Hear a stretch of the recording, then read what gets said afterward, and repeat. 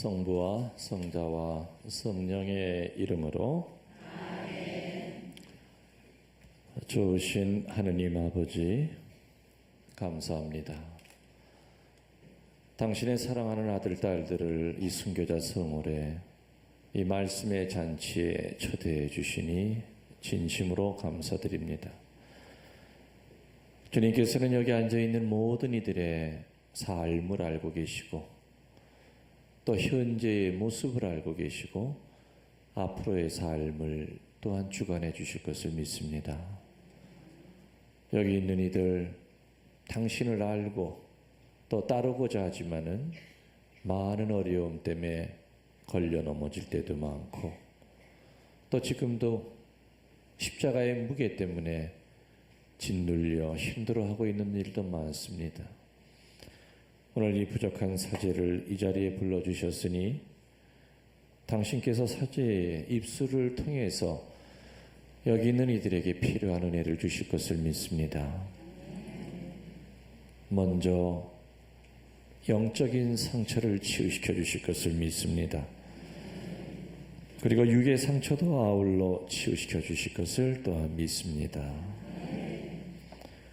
오늘 이 피정이 내 생애의 마지막 피정하는 마음으로 이 자리에 머물고 오늘은 마르타가 아니라 마리아가 돼서 주님의 발치에 앉아 주님의 말씀을 듣는 그러한 시간이 될 수 있도록 축복을 주시기를 간절히 청합니다.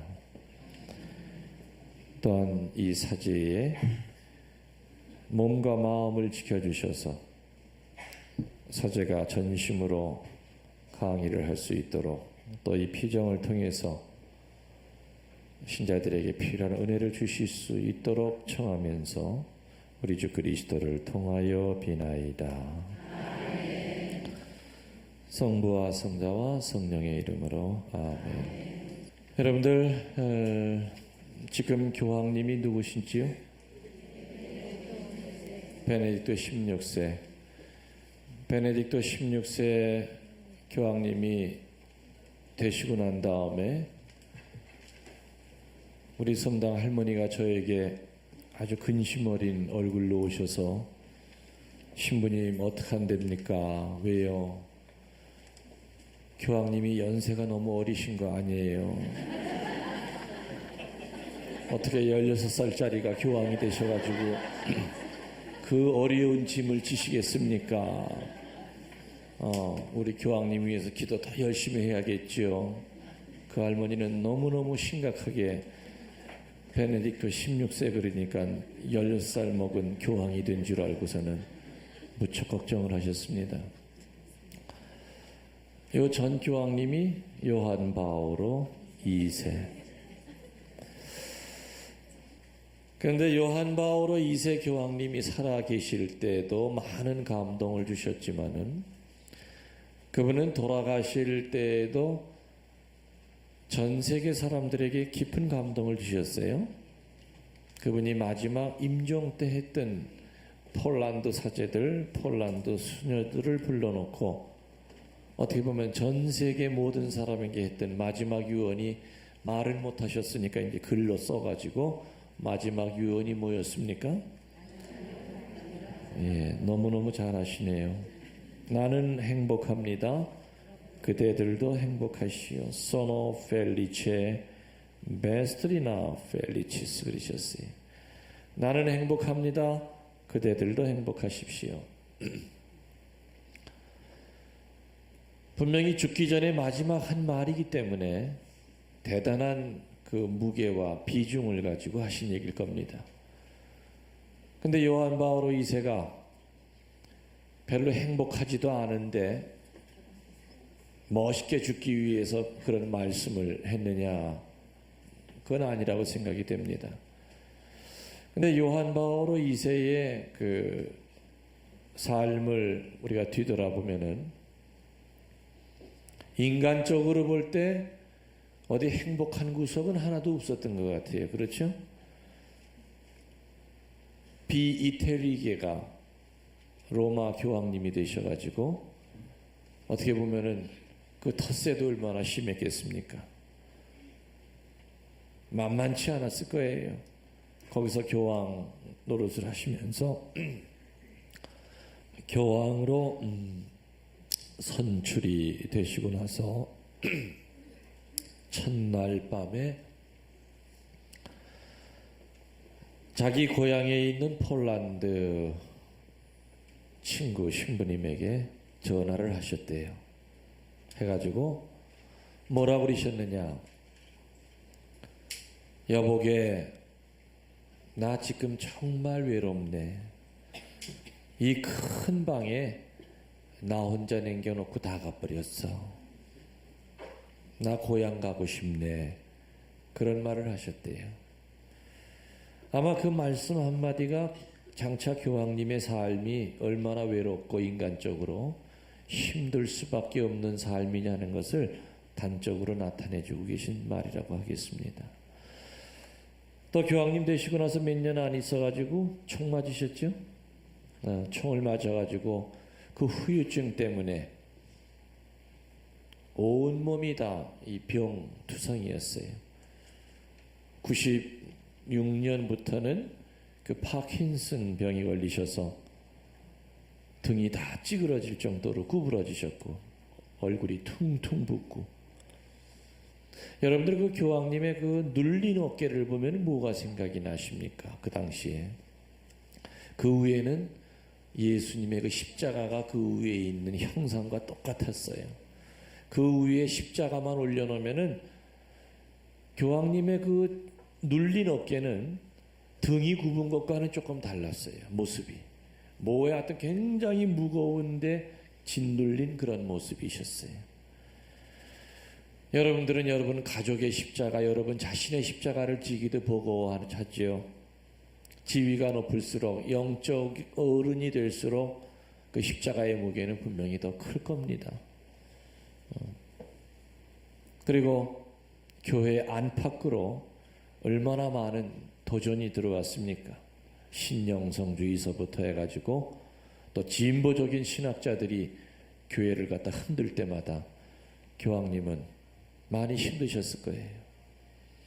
이렇게 인간적으로 볼 때 분명히 인간적인 재미라고는 눈꽃만큼도 없던 그분의 입에서 숨을 거두실 때 마지막 말씀이 나는 행복합니다. 내가 행복했던 것들처럼 그대들도 행복하십시오 하고 말씀을 하셨다고 그런다면은 분명히 그 행복은 우리들이 생각하는 세속적인 행복은 아니었을 것이다 하는 것은 미루어 짐작할 수가 있습니다. 맞지요? 그럼 교황님의 그 행복은 위로부터 내려오는 영적인 행복이 분명합니다. 그럼 교황님은 어떤 영적 행복 한가운데서 하셨기 때문에 죽었을 때 돌아가시면서 나는 행복하게 살았으니 내가 산 것처럼 그대들도 행복하십시오 했을까? 다시 말하면은 나나 여러분이나 이 세상을 뜰 때 저는 동료 선후배 사제들 앞에서 신부님들 저 행복하게 살다 갑니다. 신부님들도 행복하십시오.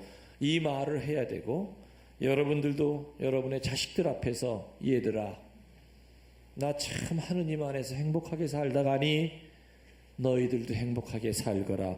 이 말이 나와야 되지 않겠는가? 반대로 나 정말 지질이 고생하다 간다. 정말 한반은 인생 내가 살다 간다. 우리 신자들의 입에서 죽을 때 그런 말이 나온다 그런다면은 그것만큼 스캔들은 없지 않을까? 스캔들이라고 하는 라틴어의 뜻은 걸려 넘어지게 하다 그 뜻입니다. 사제는 사제답게 죽어야 됩니다. 제가 그 전에 같이 일하던 수녀님이 계셨는데 그 수녀님이 저와 떠나고 난 다음에 얼마 있다가 암에 걸리셨다 하는 얘기가 들렸습니다. 벌써 이미 수술하기도 어렵고 그래서 이제 돌아가시기 전에 내가 한 번은 가봐야 되겠다 해가지고 수녀님이 아주 위중할 때 그 수녀원에서 운영하는 병원을 찾아갔었어요. 그 수녀님을 만나러 들어가려고 하는데 거기 총장 수녀님이 저를 부르더니 신부님 부탁이 있습니다. 들어가셔서 죽음 준비 좀 시켜주세요. 저 수녀님 나이가 70이 다 됐는데도 아직도 죽음을 못 받아들입니다. 그래서 의사들 들어올 때마다 나 좀 살려달라고 나 좀 살려달라고 합니다. 창피해 죽겠습니다.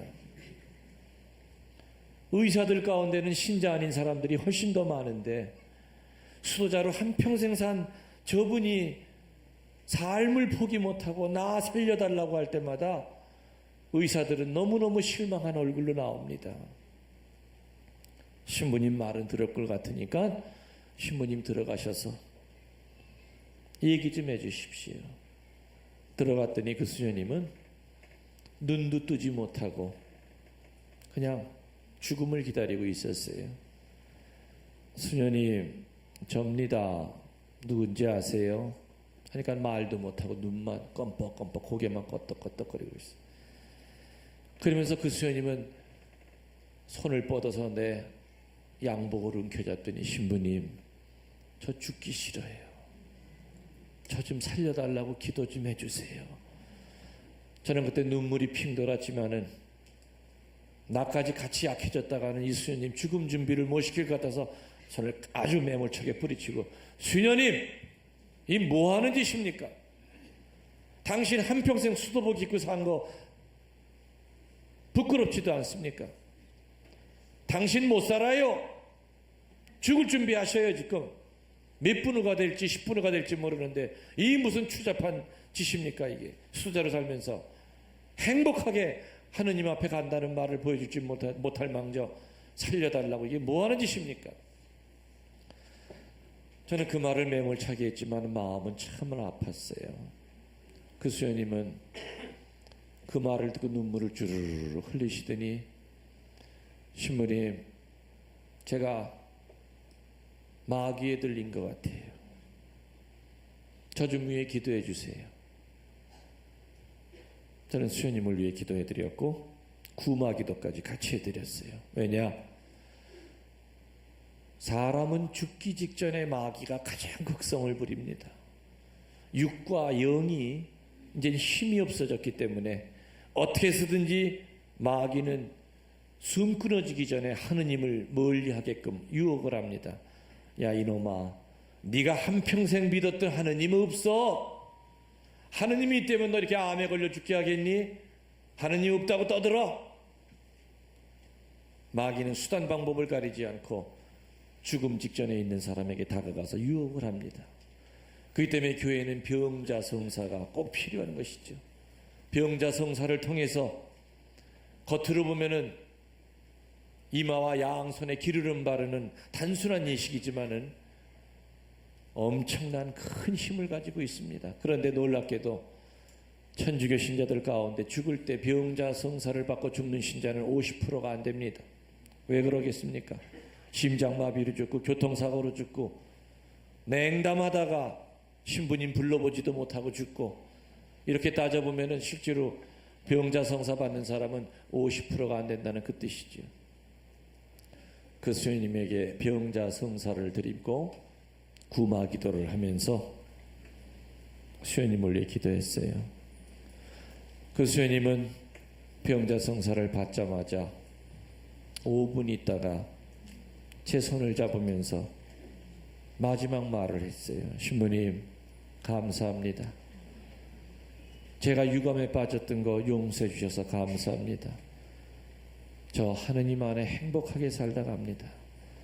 그러면서 눈을 감으셨고 숨을 거두셨어요. 정말 우리들이 살면서 어떻게 사느냐에 따라서 우리 죽을 때 우리 입에서 나오는 말은 분명히 달라질 겁니다. 사제들은 그 직책상 죽는 사람들을 참 많이 봅니다. 저는 수인 사목을 하면서 사형수들이 죽는 모습도 저는 여러 번 쳐다봤고 바로 그 앞에서 입회를 해야 됐고 또 신자들의 임종 자리에도 많이 지켰었습니다.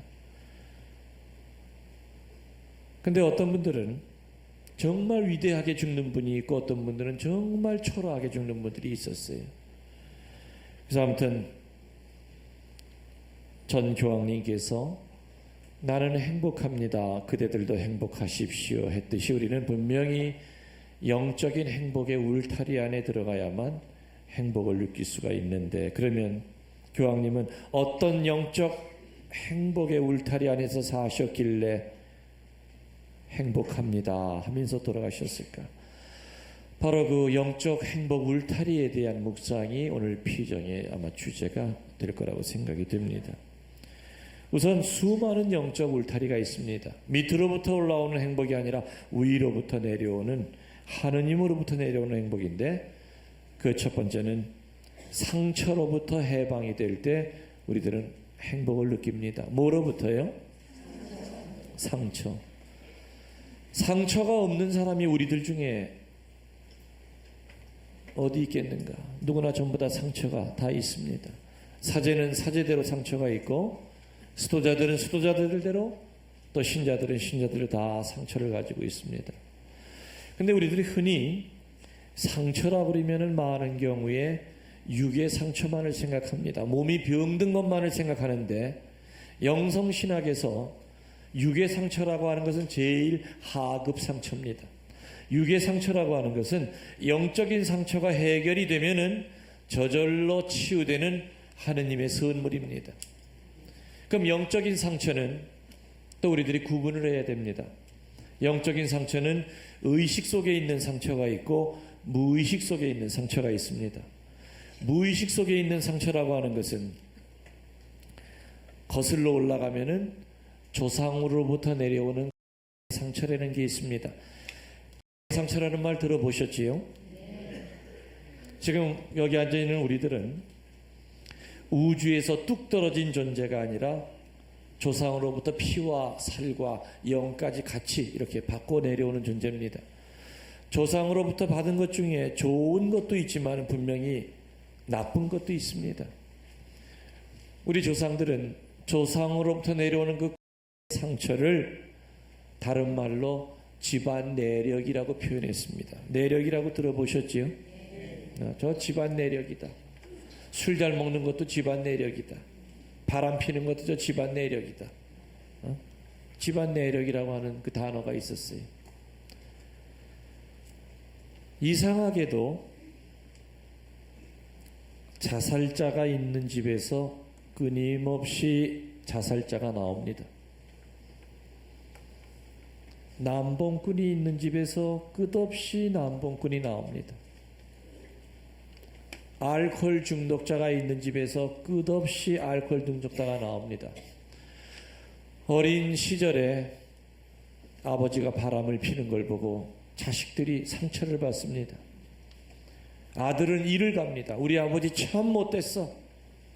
저렇게 바람 펴서 집안 식구들 괴롭히고 엄마 마음에 대못을 박으니 나 이 다음에 크면 절대로 우리 아버지처럼 안 살 거야 했던 그 자식이 나중에 크면은 지 아버지가 핀 바람은 그건 봄바람입니다. 이 자식은 태풍을 핍니다. 전국에 하나씩 다 있습니다. 이걸 어떻게 해결해야 될 것인가? 정신과에 가서는 해결이 되질 않습니다. 어느 날 40 중반 된 어느 형제가 저에게 면담을 청했습니다. 그 형제는 면담실에 앉자마자 눈물을 펑펑 흘리면서 신부님 저 좀 해방시켜 주십시오. 저는 제가 너무너무 싫습니다. 얘기를 들어보니까 그 형제는 그 상처의 원인이 아버지였습니다. 그 아버지는 직업 중에서도 제일 더러운 직업, 여자를 파는 포주였습니다. 영등포에서 포주 노릇을 했었대요. 자기는 엄마가 누군지도 모른대요. 아버지는 분명히 이 사람이 있는 건 알았는데 엄마는 누군지 몰랐대요. 물론 이 사람은 아버지처럼 포주 노릇은 하지 않았지만은 그 상처가 뭐로 나타났느냐? 폭력으로 나타났습니다. 술만 먹으면은 마누라를 두드려 패고 자식을 두드려 패는데 전혀 기억을 못해요. 어떤 때 술이 깨보면은 가스촉에 맞은 부인은 기절에 누워져 있고 코피를 흘리면서 아이들은 침대 구석에서 발발발발 떨고 있대요.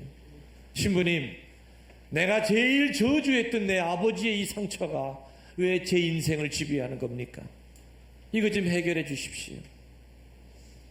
정신과에 가두고는 해결을 못합니다. 하느님만이 하실 수가 있겠죠.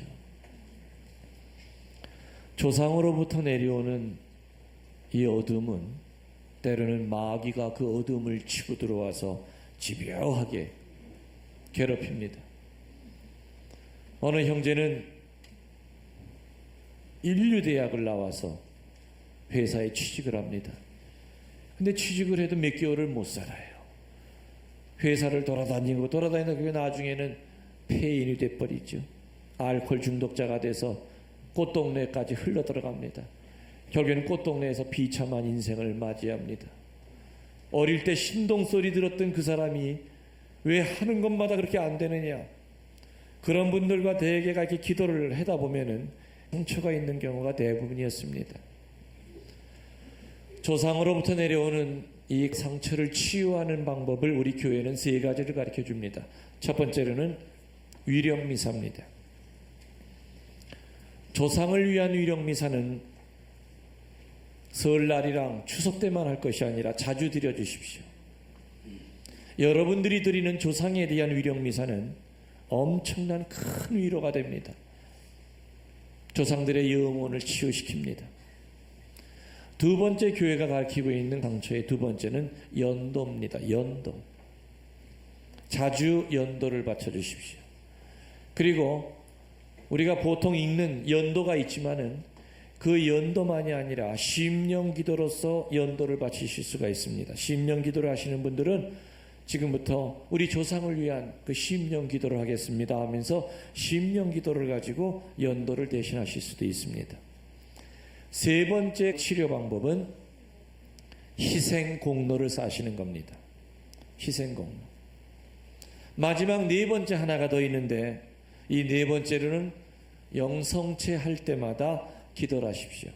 성체를 영하고 자리에 들어가셔서 주님, 당신의 성체와 성혈로 성령의 벽을 막아주셔서 내려오는 어둠이 나와 내 가족 후손들에게 영향을 주지 않게끔 도와주십시오 하는 그러한 치유 기도를 하십시오.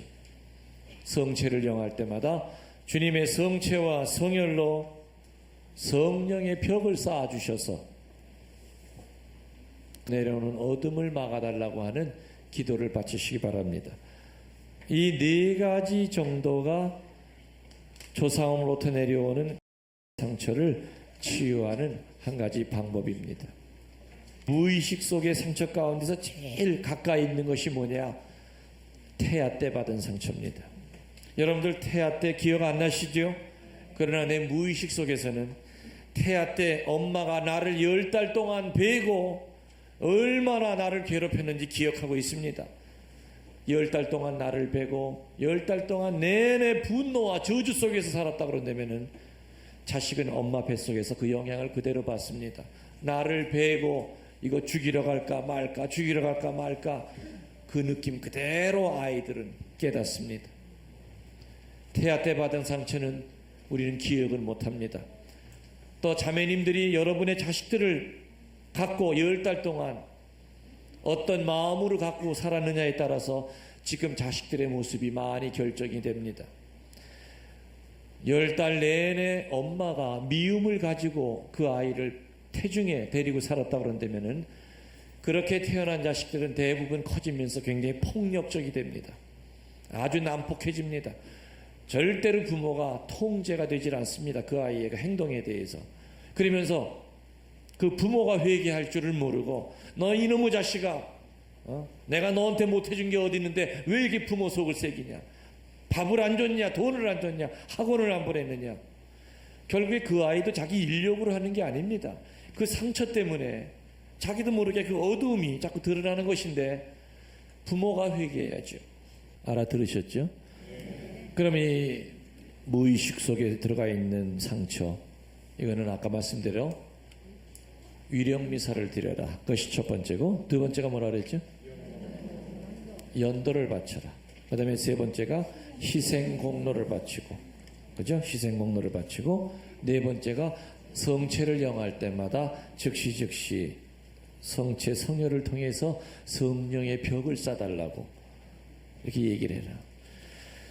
구약 성서에 보면은 조상이 지은 죄를 3대까지 묻겠다 하는 말이 여러 번 나옵니다.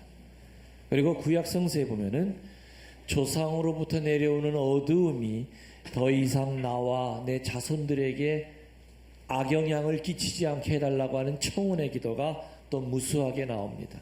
그만큼 현재 있는 나는 내 조상으로부터 영향을 받고 있듯이 내가 보지도 못할 내 후손들에게도 현재 내가 살아가고 있는 모습이 분명히 어떤 방법으로든지 영향을 준다, 그 뜻입니다. 그렇기 때문에 나 혼자 살다 죽으면 그뿐이 아닙니다.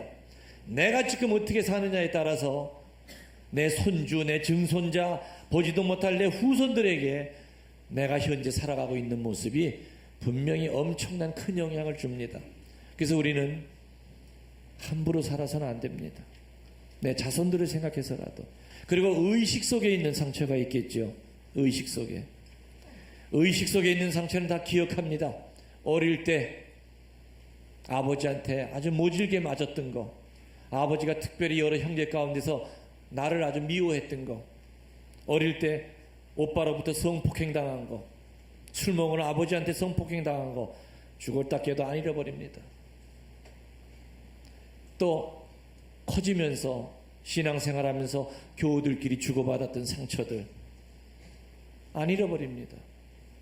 이런 의식 속에 있는 상처들은 그날을 넘기지 마시고 바로바로 그 자리에서 치우기도 하십시오. 단 2줄이지만은 아주 강한 힘이 있습니다. 오늘 레지오 나갔는데 어느 자매가 나한테 아주 뼈 아픈 얘기를 했어요. 그러면 그 자리에서 미움의 눈을 보낼 것이 아니라 바로 치우기도 해 주십시오. 단 2줄입니다. 예수님, 저에게 상처 준 저 에리사벳을 용서해 주시고 저를 치유시켜 주십시오. 단 2줄이지만 강한 치유의 힘이 있습니다. 바로 그 즉시 하십시오. 반대로 저녁 기도를 하다 보니까 내가 누구에게 상처 준 것이 생각이 났을 때는 반대 기도하십시오. 예수님, 저에게 상처받은 마리아를 치유시켜 주시고 저의 죄를 용서해 주십시오. 아주 간단하지만은 강한 힘이 있다고 하는 거 여러분들 잊지 마시고 바로 즉시 하십시오. 또는 의식 속에 있는 상처가 있을 때는 사제의 삶도 절대 기쁠 수가 없고 수도자들의 삶도 절대 기쁠 수가 없습니다. 사제 수품을 받으면은 어릴 때 받았던 상처, 가계 상처가 저절로 치유가 되느냐? 그건 아니지요. 그대로 존재합니다. 사제생활 수십 년을 하더라도 늘 얼굴에 기쁨이 없는 사제들이 있습니다. 수도자들도 마찬가지일 겁니다. 제가 1년에 한두 번씩 교구 신부님들 피정을 시킬 때가 있습니다. 어느 교구 신부님 피정을 시키러 갔는데 신부님들이 이제 입소하는 날이었습니다. 전부 다 피정센터로 그런 오시는 날이었는데 저는 지도 신부방에서 기다리고 있었죠. 근데 카운터에서 밑에 안내실에서 전화가 왔습니다. 신부님, 어느 신부님이 신부님을 좀 만나고자 하십니다. 그래서 내려갔더니 머리가 하얀 은퇴 신부님이 저를 기다리고 계셨어요. 그러면서 저에게 인사를 꾸벅 하시면서 신부님, 저는 오늘 피정하러 온 게 아닌 은퇴 신부입니다. 제 막내 아들이 있는데, 막내 아들이라고 하는 것은 신학교 보냈다는 그 뜻이죠. 마지막으로 그 막내 아들이 지금 신부가 된 지 5년이 됐는데 옷을 벗겠다고 저렇게 난리를 칩니다. 환속하겠다고. 그래서 억지로 끌어다가 지금 방 안에다 집어넣는데, 요번 피정하고 그래도 마음이 안 바뀌면 옷을 벗어라 하고 얘기를 했습니다. 아무튼 신부님 바쁘시겠지만 우리 아들 신부 좀 살려주십시오. 그 은퇴 신부님은 새카만 후배인 저에게 머리를 90도로 숙이시고 그리고 가셨어요. 그래서 저는 걱정하지 마십시오. 아마 성모님이 도와주실 것 같습니다 하고 말씀을 드렸죠. 교구 신부님들 이제 피정이 시작이 됐습니다. 그래서 강의가 시작이 됐는데, 아니나 다를까 그 젊은 신부님은 앞줄이 텅텅 비어 있는데도 맨 뒷자리에 앉아가지고 아주 자세가 불량해. 다리를 꼬고 팔짱을 끼고 주둥아리는 얼마나 튀어나왔는지 주전자 걸어도 안 떨어지게 생겼고. 그러니까 난 네 강의 듣고 나 마음 안 변해. 어차피 옷 벗을 놈이야. 아주 얼굴에 써 있었어요. 저는 그래서 그 사제를 향해서 구마 기도와 치유 기도를 계속 보냈습니다. 강의가 자꾸 반복이 될수록 그 젊은 사제는 얼굴이 조금 부드러워지면서 앞줄로 나와 앉습니다. 아, 약발이 조금씩 맥히나 보다. 저녁 때가 돼가지고요, 일정이 다 끝나고 나서 그 신부님을 따로 불렀죠. 그래서 이제 면담을 하는데 첫날은 한마디도 하질 않아요. 근데 둘째 날부터 자기 얘기를 하기 시작하시는데, 물론 지금 드리는 이 얘기는 그 신부님이 허락을 했기 때문에 제가 하는 얘기입니다. 그 신부님이 사제가 되고 나서도 기쁨을 못 느끼고 5년 만에 옷을 벗고자 했던 그 상처의 원인은 바로 자기 친아버지였습니다. 자기는 출신이 공소 출신이래요. 공소에서 아버지가 공소 회장을 했는데, 얼마나 이 아버지가 하느님에 대해서 무섭게 가르쳤으면. 놀이터가 어차피 공소밖에 없었죠. 공소에서 들고 뛰기만 하면 너 이놈의 자식 하느님이 다리 몽둥이 부러뜨린다. 그러니까 이 어릴 때부터 이 아이의 머릿속에 하느님은 다리 몽둥이 부러뜨리는 하느님이에요. 신학교도 아버지가 무서워서 갔대요. 너 어디 딴 맘을 먹어. 너 신학교 보내려고 10몇 년 동안을 기도했는데 무서워서 신학교 들어갔고 신부까지 됐어. 그리고 5년까지 살아줬으면 됐지 않았냐 이겁니다. 나도 내 인생 찾겠다 이 뜻이었습니다. 그러면서 그분은 자기는 아버지가 너무 밉대요. 내 인생을 이렇게 망쳐가지고 너무 밉대요. 미사하면서 주님의 기도하죠. 주님의 기도할 때 하늘에 계신 우리 그 다음에 아버지 소리를 못했대요.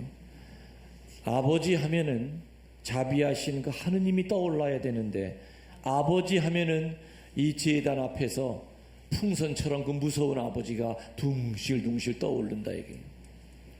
자기는 지금 아버지한테 안 가본 지가 몇 년이 됐대요. 그러면서 그 젊은 신부님은 내 무릎에 얼굴을 파묻고 참 하염없이 통곡을 하면서 울었어요. 저도 같이 울면서 안수기도를 하면서, 그리고 면담을 매일 밤마다 불러서 했어요. 그리고 피정 끝나기 전날 다시 사제로 열심히 살아갈 것을 저와 약속을 했죠. 그리고 그 아버지 신부님에게 전화를 해서 옷을 안 벗기로 했습니다. 내일 데리러 오면 되겠습니다.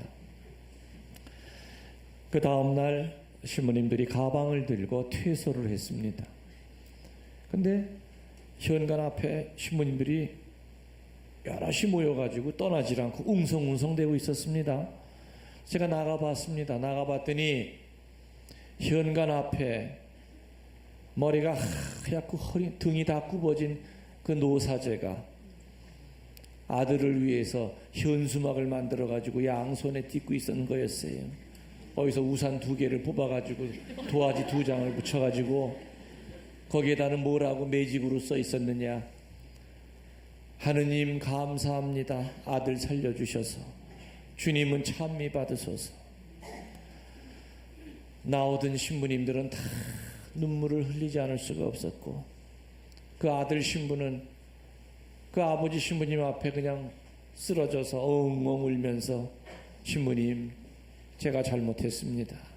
저 용서해 주십시오.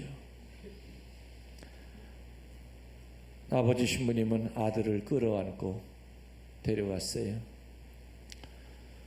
그 은퇴 신부님은 주교님에게 특별 관면을 받아가지고 아들 사제를 데리고 2달 동안 전 세계에 있는 성모님 성지를 순례를 떠났습니다. 파티마, 루르드, 메주고리, 압기다 다 돌아다니셨어요.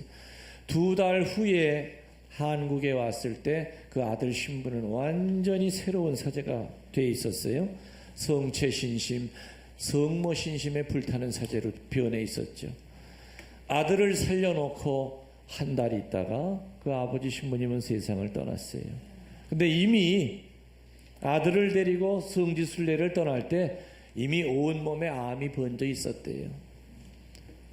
매일같이 몰핀을 맞아도 그 통증이 억제가 되지 않는 그 고통 가운데서도 이 노사, 80 넘은 이 노사제는 젊은이도 하기 어려운 그 비행기 여행을 한 달 동안 하면서 진통제 한 알도 먹지 않으면서 오로지 그 고통을 아들 사제를 위해서 봉헌을 했던 거였어요. 아들을 살려놓고 노사제는 세상을 떠나셨죠. 저도 그 장례 미사 때에 갔는데 그 아들 신부는 아버지의 관을 놓질 않았어요. 하관 예절을 할 때는 정말 땅속으로 같이 들어가려고 그렇게 울었어요. 이렇게 사제들도 상처가 있을 때는 절대 사제의 삶이 깊을 수가 없는 것이다. 어느 수녀원에서 피정을 시킬 때였습니다. 연중 피정이었는데 수녀님들이 한 60여 분 정도 앉아 계셨는데 그 수녀님 가운데 앞에 나온 머리카락이 하얀 걸 봐서는 나이가 꽤 드신 수녀님인데 아주 눈에 띄게 어두웠습니다. 어떻게 저렇게 수도 생활을 오래 하시는 저렇게 얼굴이 어두울까? 나중에 면담을 하면서 그 수녀님의 어두움은 바로 엄마였습니다. 친엄마. 자기는 딸만 8 있는 집에서 막내딸로 태어났대요. 아들 낳으려고 계속 나다가 이 세상에서 절대 나지 말아야 될 자기가 태어난 거래요. 자기 기억에 5살 때 엄마가 자기를 안고 한참을 가더니 냇가에다가 자기를 내던졌대요. 자기는 물을 꼴락꼴락 먹어서 둥둥둥 떠내려가다가 여름에 왜 이렇게 미역가물어들 많이 나오지 않습니까? 어떤 아저씨가 자기를 주워가지고 아이고 어떤 아줌마가 애를 놓쳤나 보다. 그래서 이거 아줌마예요 하니까는 엄마는 자기를 봤더니 첫 마디가 모진년 그리더래요. 죽지 않았다고. 모진년. 자기는 그때부터 엄마가 자기를 죽일까봐 잠을 못 잤대요. 5살 때부터. 일주일을 눈을 뜨고 내가 잠만 들면 엄마가 나를 죽인다. 계모가 아니라 친엄마였대요. 친엄마. 일주일 후에 잠이 깜빡 들었는데 눈을 떠보니까 엄마 등에 엎여가지고 얼마나 요포대기로 단단히 맸는지 빠져나갈 재간이 없더래. 엄마 나 죽기 싫어하면서 엄마를 두들겼지만 엄마는 아무 소리 안 하고 30분 동안을 갔다가 걸어가더니 높은 다리 위로 올라가더니 너는 이 세상에 나지 말아야 될 아이야. 나 지옥 갈 각오하니까 너도 고생하지 말고 지금 죽어라 하면서 뒤도 안 돌아보고 애를 밑으로 내던졌대. 아이는 물속으로 꼴락꼴락 들어가면서 물을 먹으면서 의식을 잃었죠. 참 목숨이 얼마나 모집니까? 그때 바로 하필 그 다리 밑에서 누가 낚시질을 하다가 낚싯바늘에 이게 옷이 걸린 거예요. 그 뭡니까? 이게 릴 낚시인가 뭔가 그거 있죠. 그래서 껌껌한 이제 밤 낚시를 하다가 뭐가 그냥 큰 큰 게 걸려들었으니까 이게 뭐 잉어가 한 1m짜리가 나오나 보다 하면서 그냥 그걸 끌어당겨 보니까 세상에 애가 그냥 배는 맹꽁이 배처럼 물을 먹어서, 그래서 그냥 물을 빼가지고 인공호흡을 해가지고 살려낸 거예요. 결국에 자기 엄마는 살인 미수로 1년을 살다 나왔대요. 존속 살인 미수로. 자기가 수녀원에 들어온 이유는 사랑이고 뭐고 이건 아무 관계가 없었대요. 어떻게 하면 이 세상을 피해서 살 데가 없을까, 그것 때문에 들어왔대. 그렇게 상처를 받고 수녀원에 들어왔으니 제대로 수도자 생활을 할 수가 없었지요. 본당에 파견만 나가면은 위에 수녀 아래 수녀랑 그냥 싸우고 본당 신부 싸우고 1년도 못 살고 맨날 쫓겨 들어왔대. 그리고 그 나이 먹을 때까지 수녀원에서 뭐만 했느냐, 부엌에서 밥만 했대. 밥만 했대. 자기가 수녀원에 들어오고 나서 10년 있다가 친엄마가 죽었다고 원장 수녀님이 집에 가서 장례 치르러 오라고 그랬대요. 자기는 첫 마디가 뭐였느냐, 수녀님 저 엄마 없어요. 수녀원에 들어올 때 엄마 땅에 묻고 들어왔어요. 그 말하고 들어와서 자기 방에서 이불을 뒤집어 쓰고 통곡을 하면서 엄마를 저주했대요. 너 때문에 내가 내 인생 망쳤어, 이 나쁜 년아 하면서. 너는 분명히 지옥에 갔을 거야. 나 죽이려고 했기 때문에. 나도 수도복을 입고 살면 나도 지옥에 가. 얼마나 한이 맺혔으면. 그 수녀님은 참 서럽게 우셨어요.